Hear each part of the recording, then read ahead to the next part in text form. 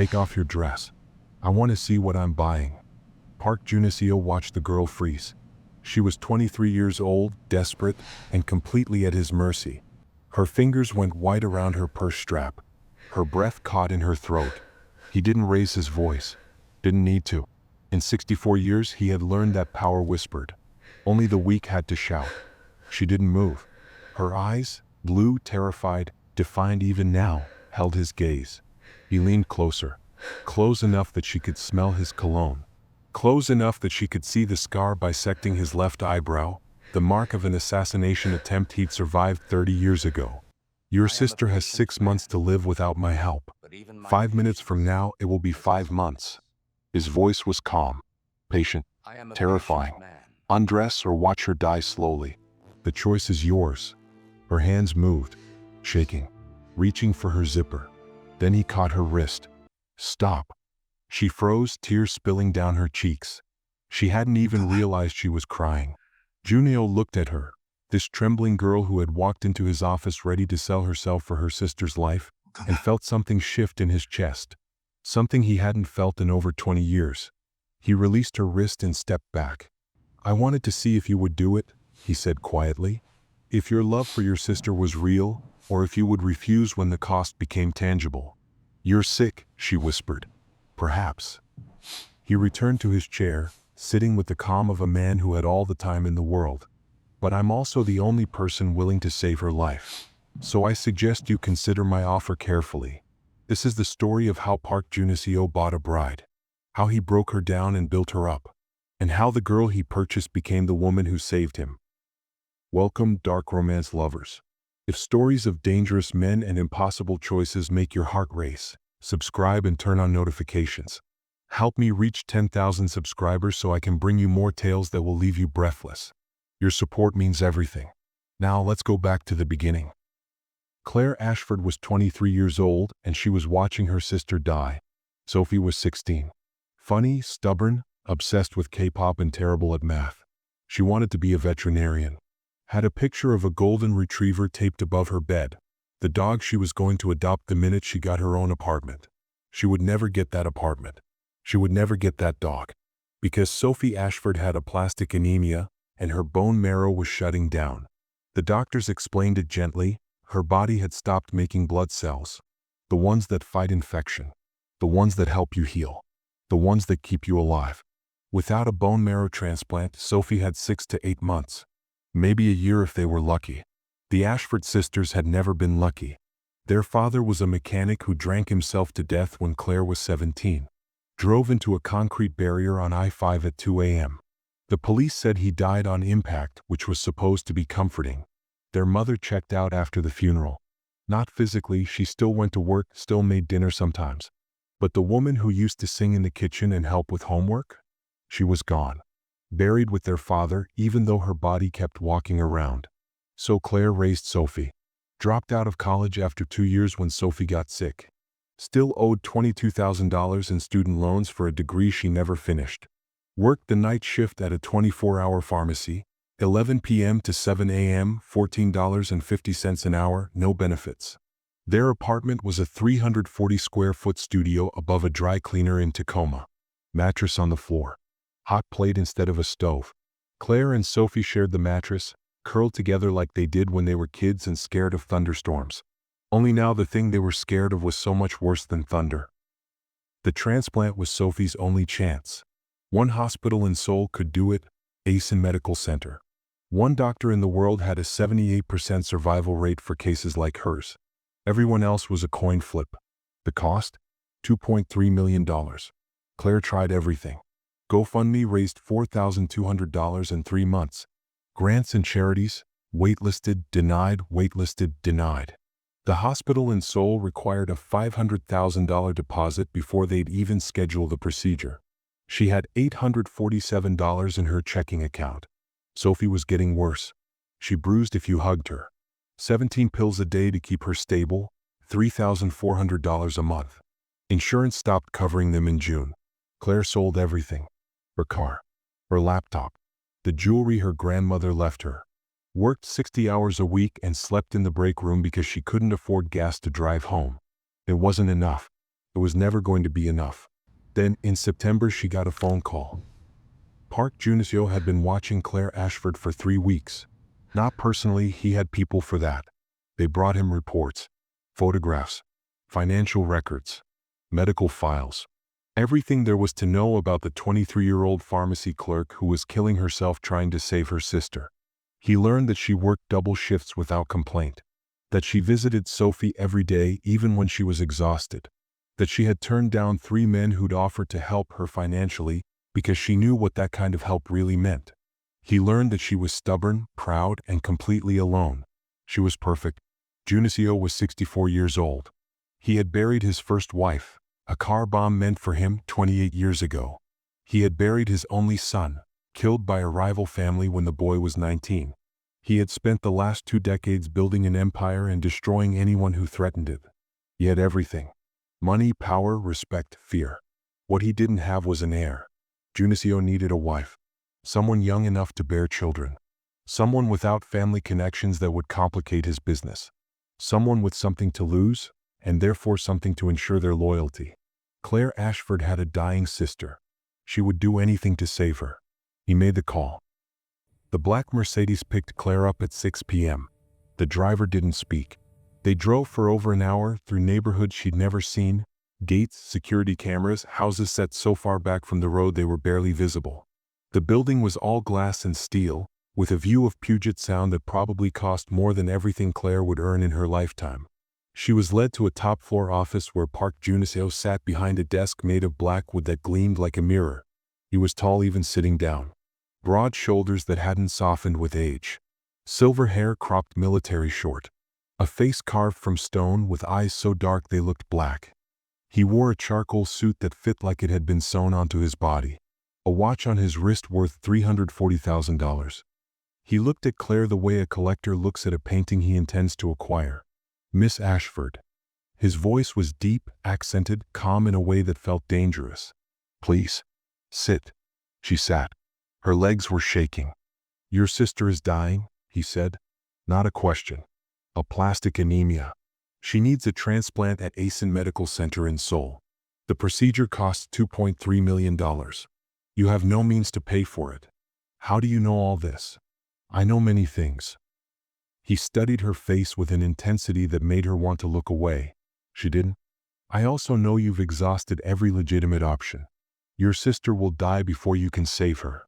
Why am I here? Because I can help. In exchange for what? He smiled. It was the coldest thing Claire had ever seen. Marriage. Jun-seo watched her face as the word registered. Confusion first, then disbelief, then the slow, terrible understanding of what he was offering. You want to buy me, she said. I want to marry you. The distinction matters. It doesn't feel like it does. He appreciated her defiance. Most people cowered in his presence. This girl, exhausted, desperate, outmatched in every way, looked him in the eye and talked back. Yes, she was perfect. The terms are simple, he said. You marry me. You live in my home as my wife, in every sense of the word. You give me an heir within 2 years. In return, your sister receives immediate admission to Asen Medical Center. The full cost of her treatment is covered. She will want for nothing. And if I refuse, then our meeting is over. Your sister dies sometime in the next 6 months. He said it calmly, factually. The same tone he used when discussing quarterly earnings or shipment schedules. That's monstrous, she whispered. That's honest. He stood, walked around the desk, and stopped in front of her. I'm not forcing you, Miss Ashford. I'm offering you a choice. Your body, your freedom, your future, in exchange for your sister's life. He reached down and lifted her chin with one finger. The question is, how much is she worth to you? That was when he tested her. Take off your dress. I want to see what I'm buying.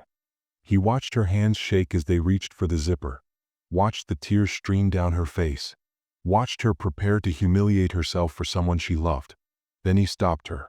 Not because he felt guilty. Jun-seo had done far worse things than humiliate desperate women. But because he didn't want a broken bride. He wanted a worthy one. I wanted to see if you would do it, he explained. If your love for your sister was real. You're sick. Perhaps. But I'm also the only person willing to save her life. He slid a folder across the desk. Marriage contract, medical authorization forms, financial agreements. The essential terms: you marry me within 2 weeks. You give me a child within 2 years. No contraception without my written consent. If you initiate divorce, all medical funding for your sister stops immediately. Claire stared at the papers. You have 48 hours to decide, Jun-seo said. After that, the offer expires. She came back in 24. Jun-seo was not surprised. He had studied her well enough to know that Claire Ashford would die for her sister. Marriage to an old man she feared was nothing compared to that. I'll do it, she said. I know. The wedding was held 2 weeks later in a Seattle courthouse. No guests. No flowers. No music. Just Claire in a white dress she didn't choose, Jun-seo in another perfect suit, and a judge who looked uncomfortable the entire time. Jun-seo watched his bride speak her vows in a voice that didn't sound like hers. When he slid the ring onto her finger, a diamond worth more than her entire debt, he felt the weight of what he was claiming. She was his now. Legally. Completely. He kissed her briefly when the judge pronounced them married. Just a press of lips. Ownership, not affection. That night, Claire stood in his bedroom, their bedroom, and waited for the worst. She wore a silk nightgown provided by his staff. White. Bridal. She looked like a sacrifice. Jun-seo entered, still in his suit. He saw her standing there, arms wrapped around herself, shaking. You're afraid, he observed. Yes. He nodded. Then he walked past her, to the closet. I don't force women, he said, his back to her. I never have. When I take you to bed, it will be because you want to be there, not because you're afraid. She didn't believe him. He could hear it in her silence. The contract says you'll give me an heir within 2 years. It doesn't specify when we begin trying. He turned to face her. I'm a patient man, Claire. I've waited 64 years for a wife. I can wait longer. Why? Because a woman taken by force learns only fear. A woman who chooses learns loyalty. He walked to the door that connected to an adjoining room. Sleep. Tomorrow your sister's transfer begins. He left her alone, closed the door behind him. Jun-seo sat in the dark of the adjoining room and thought about the girl on the other side of the wall. The girl who expected him to be a monster. He would prove her wrong. Not out of kindness, he was not kind, but because he wanted more than a warm body. He wanted a partner, an heir's mother, someone who would stand beside him by choice, not coercion. He was patient. He could wait. Sophie's transfer to Seoul happened 3 days later. Jun-seo's people arranged everything. The medical flight, the admission paperwork, the private room. Things that would have taken Claire months of begging happened with a few phone calls. He watched Claire on the video call with Sophie's doctors. Watched her cry when they said the transplant was scheduled. Watched the hope break across her face like sunrise. She was beautiful when she hoped. He had not expected that. Thank you, she said afterward. The words seemed to cost her. I keep my promises, he replied. She looked at him, really looked, for the first time since the courthouse. Why did you want me? She asked. You could have any woman. Someone who actually wanted to be here. I don't want someone who wants my money or my power. I want someone who would sacrifice everything for the people she loves. He met her eyes. That's rare. That's valuable. That's you. She had no response. But something flickered in her expression. Not warmth, not yet. But the first crack in the wall she'd built against him. The first month established their routine. Jun-seo worked constantly, phone calls at 3 a.m., meetings until midnight. But every evening he had dinner with Claire. Not as a demand, as a ritual. He asked about her Korean lessons. He'd hired a tutor the day after their wedding. He asked about her self-defense training. He'd brought in a former soldier named Kim to teach her. He asked about Sophie's recovery. She answered in monosyllables at first, then sentences, then gradually conversation. Jun-seo found himself looking forward to these dinners in a way he hadn't anticipated. The girl he'd purchased was revealing herself to be someone far more interesting than the desperate creature who'd signed his contract. She was intelligent, quick with observations, sharp with opinions when she forgot to guard herself. She had wanted to study art history before dropping out. She could talk about Renaissance painters for hours if he let her. She stress-baked when she was anxious, filling the kitchen with cookies and bread that his staff devoured. She sang to herself when she thought no one was listening, old songs, the kind her grandmother used to hum. He learned these things not through surveillance but through attention, through showing up every evening and asking questions and actually listening to the answers. She learned things about him too, though he shared less willingly. That he'd grown up in Seoul, the son of a man who ran gambling operations out of a restaurant. That he'd built his empire from nothing, one calculated risk at a time. That he still read poetry in Korean before bed, classical poems from the Joseon dynasty that his mother had taught him. "You read poetry?" Claire asked one evening, surprised enough to forget her usual guardedness. "Does that not fit your image of me? I thought you spent your nights counting money and threatening people."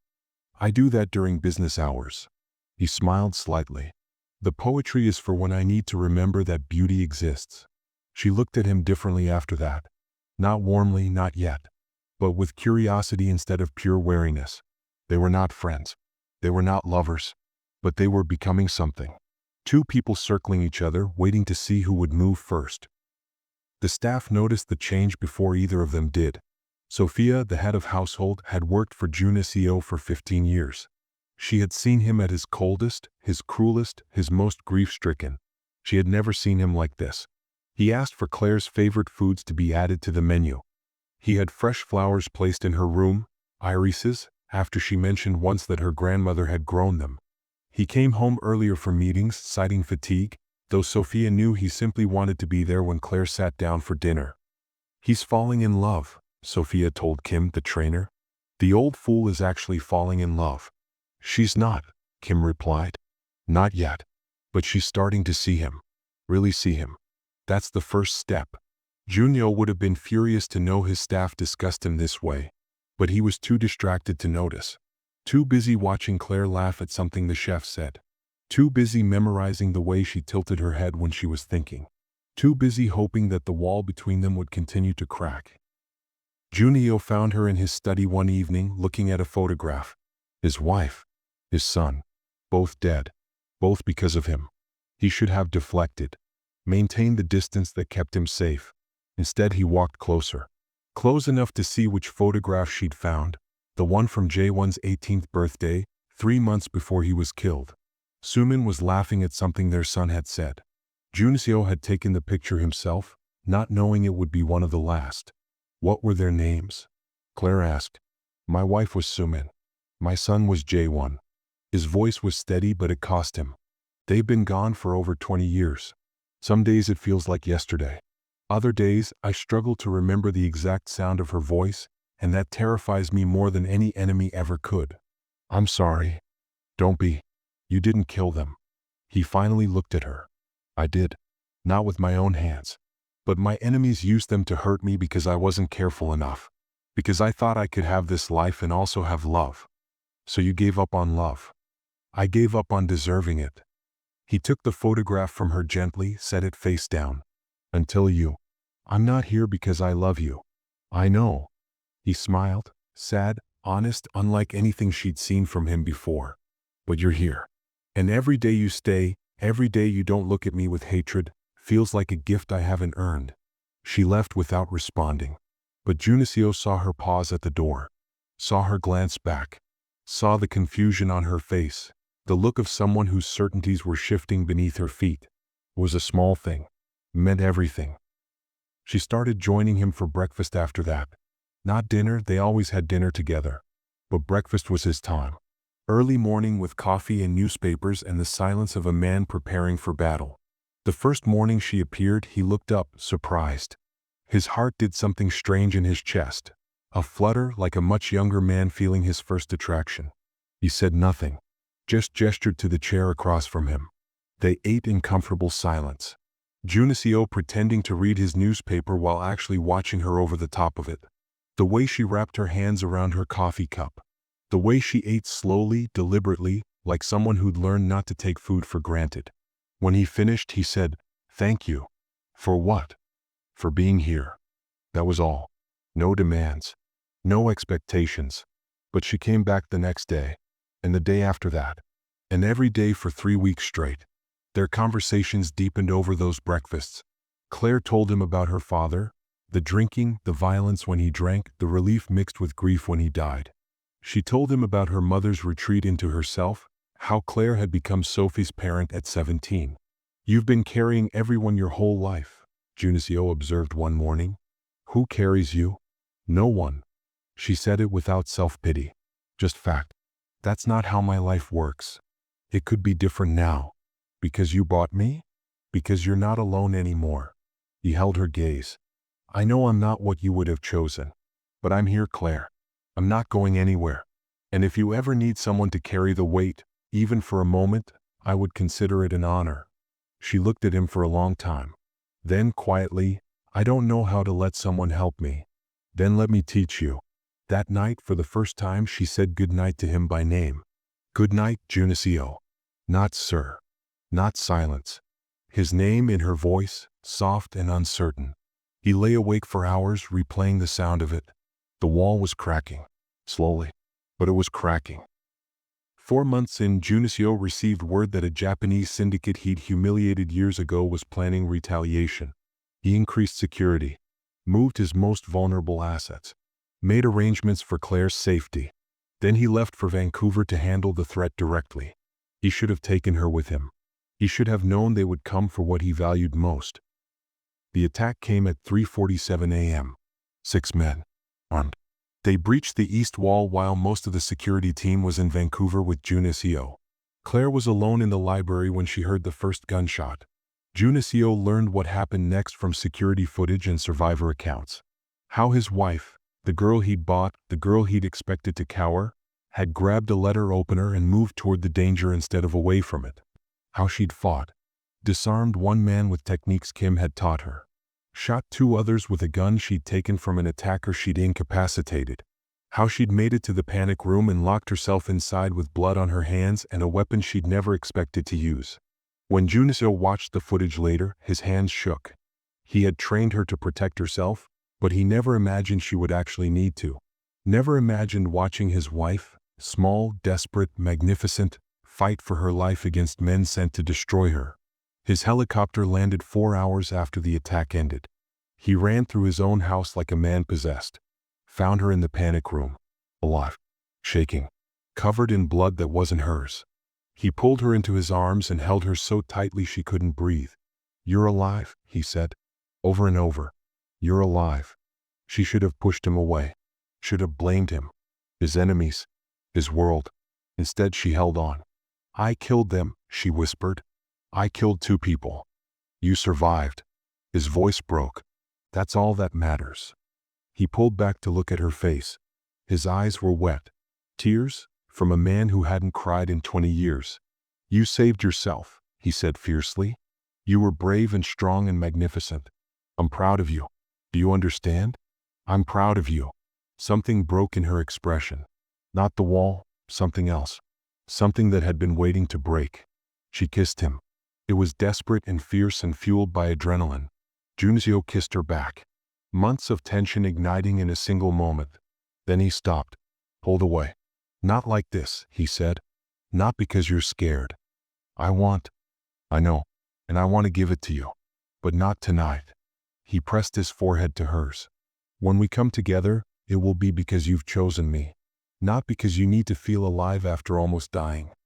He led her to the bathroom. Drew a bath. Left her alone. That night, he slept in the chair beside her bed. Not touching. Just present. The days after the attack were difficult. Jun-seo watched Claire struggle with what she'd done.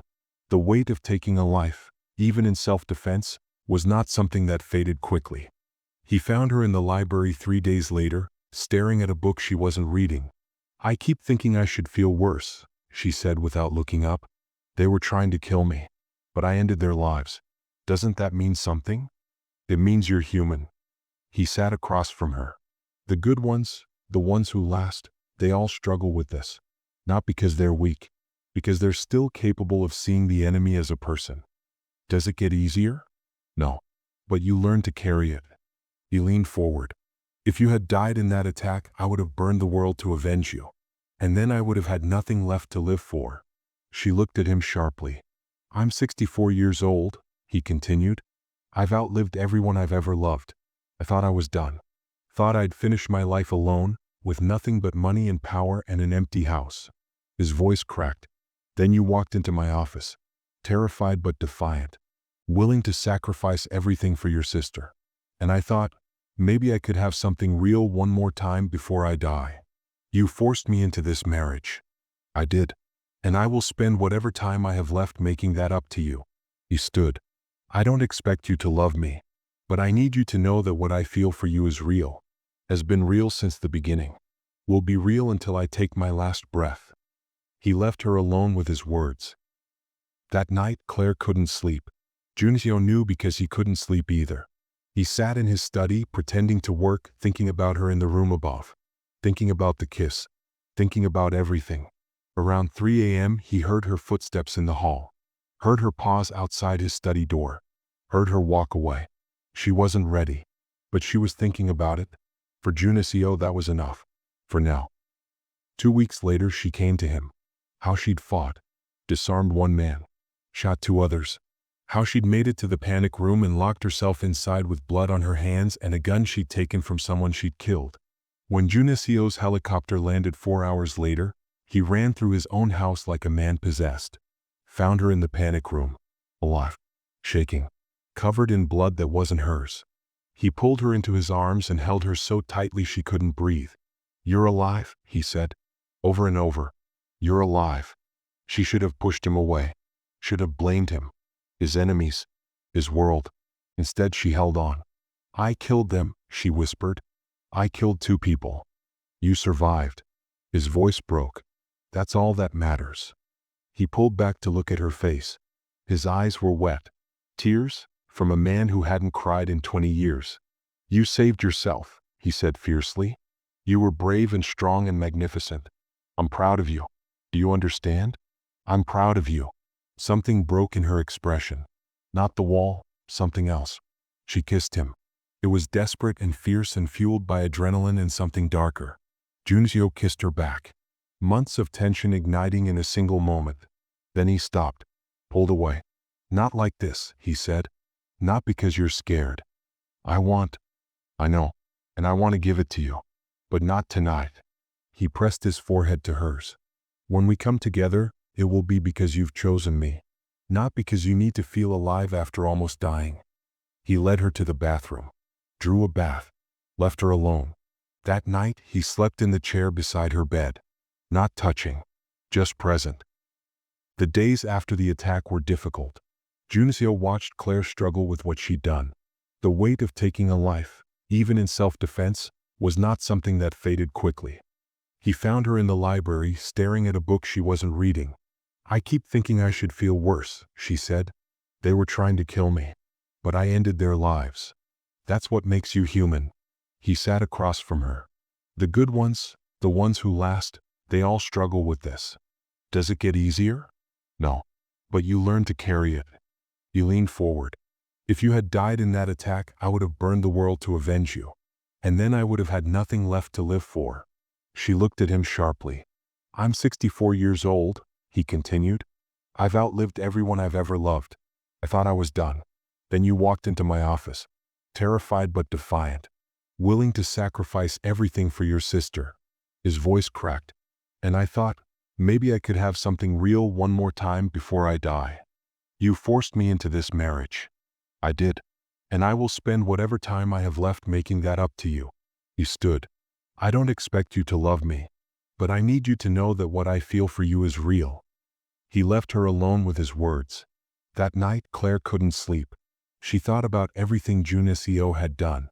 The patience, the respect, the way he'd never once used Sophie as leverage.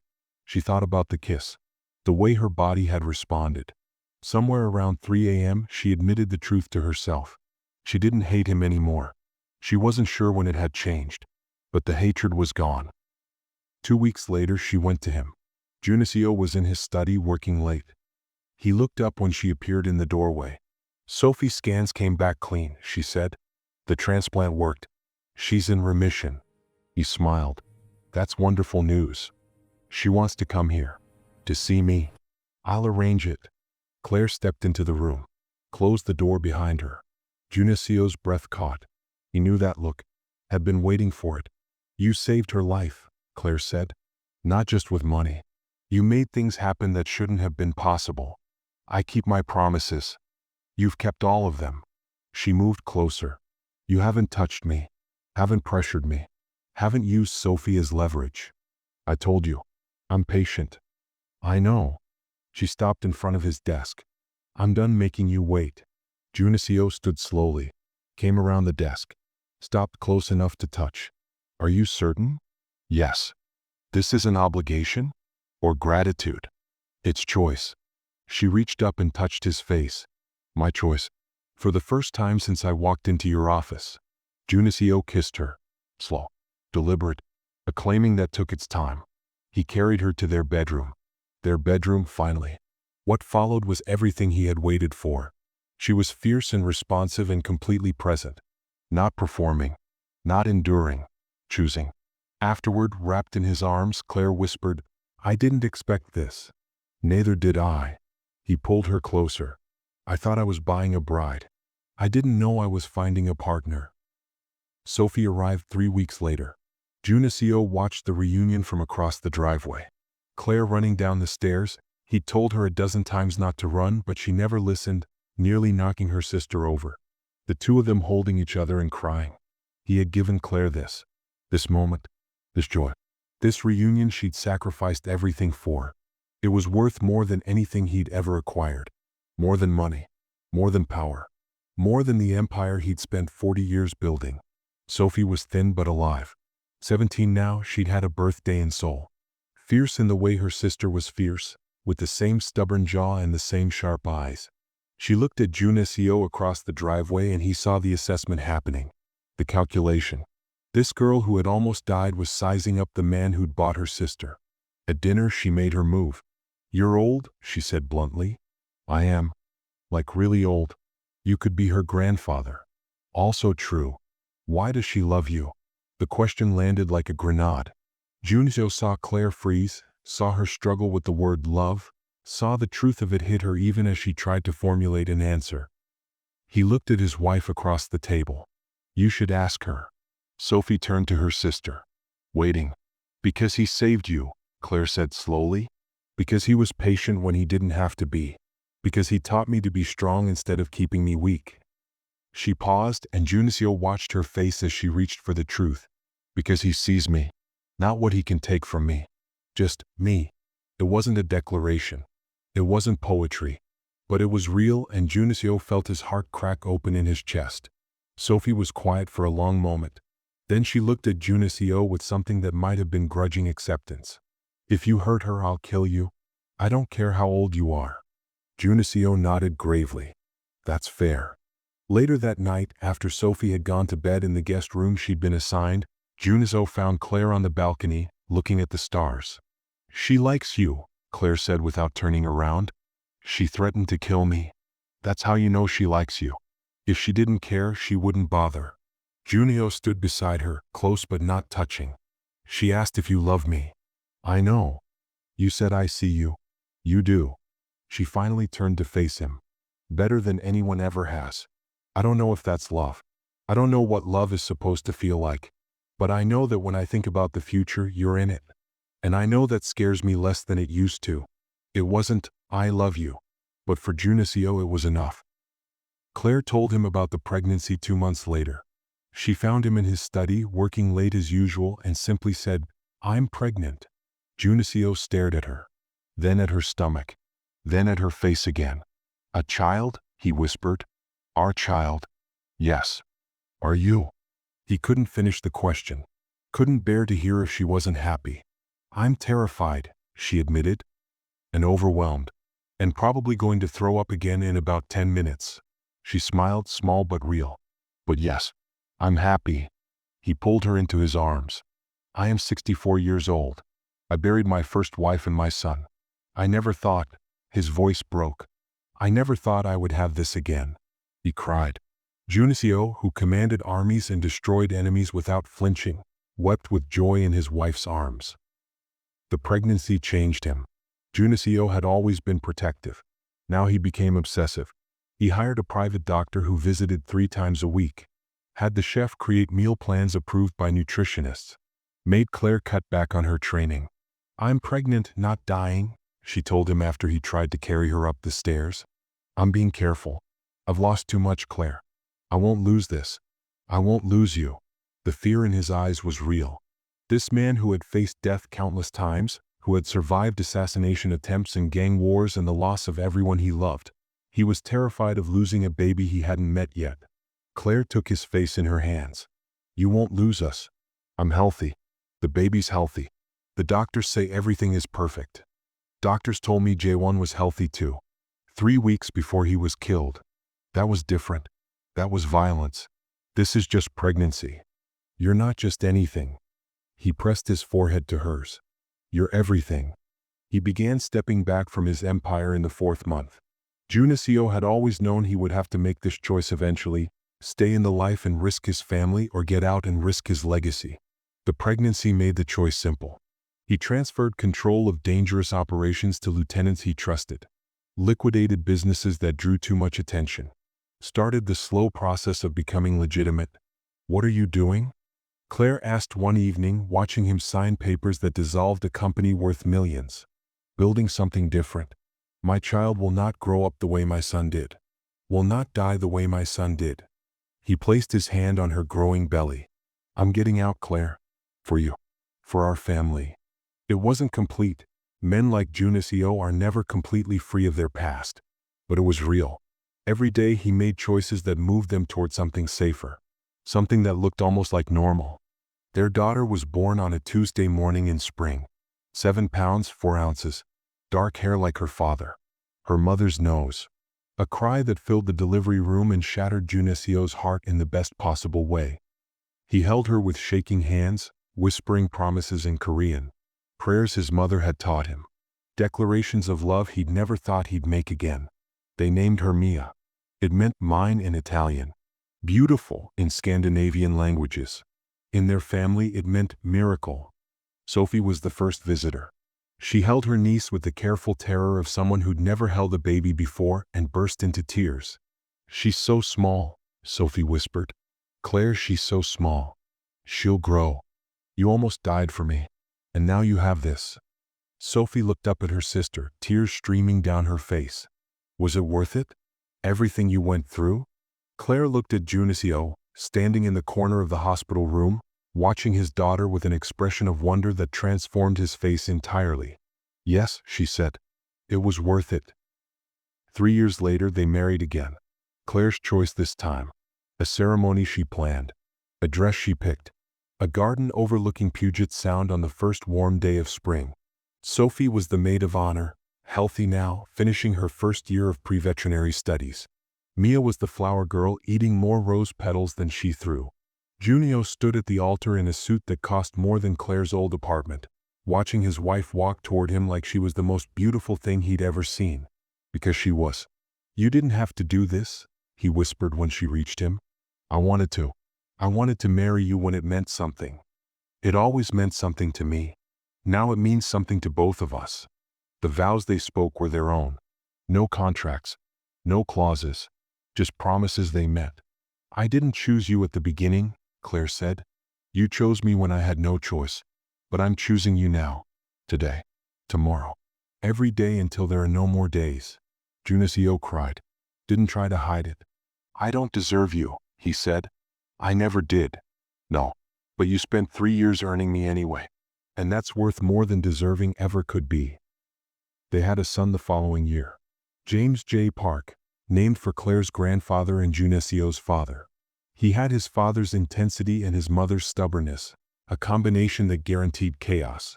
Jun-seo watched him toddle after Mia with single-minded determination and saw echoes of Jae-won, his first son, the one he'd lost. But this was different. This son would grow up safe. This son would have a father who came home every night, who coached Little League, who embarrassed him at school events by being too protective and too proud. Jun-seo had learned, finally, that there were things more valuable than power. Sophie graduated summa cum laude from veterinary school. Got her first job at a clinic in Seattle, close enough to visit every weekend, far enough to have her own life. Got her golden retriever, named him Miracle because that's what she was. She brought him to Sunday dinners, where he immediately became best friends with Mia and mortal enemies with James, who thought the dog should pay more attention to him. "Your house is chaos," Sophie told Claire one Sunday, watching the children chase the dog through the garden while Jun-seo refereed. "I know." Claire smiled. "Isn't it wonderful?" Claire went back to school. Finished her art history degree at 42, graduating with honors. Then she did something Jun-seo hadn't expected. She started the Miracle Foundation, dedicated to helping families pay for transplants they couldn't afford. "It's not enough," she said, reviewing their first year's results. 47 families. It should be more. "It's 47 families who didn't lose someone they loved," Jun-seo replied. "That's not nothing. It's not enough. It never will be. That's what drives people like you." He took her hand.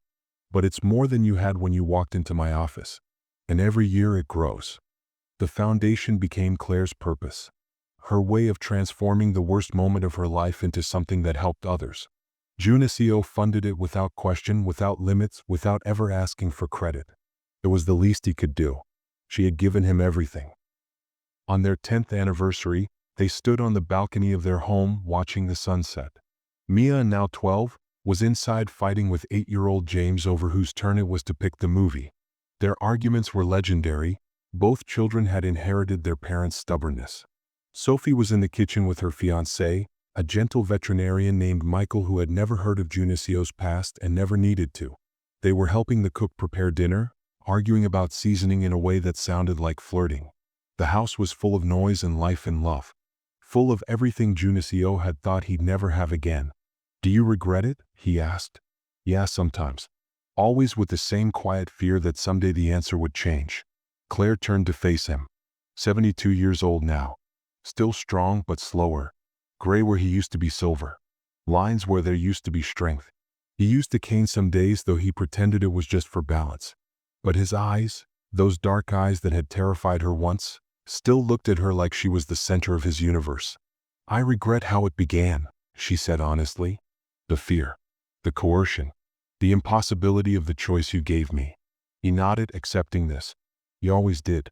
He never tried to rewrite history, never tried to pretend what he'd done was anything other than what it was. "But I don't regret where we ended up." She took his hand, weathered now, spotted with age, still strong enough to make her feel safe. "You became the man I needed.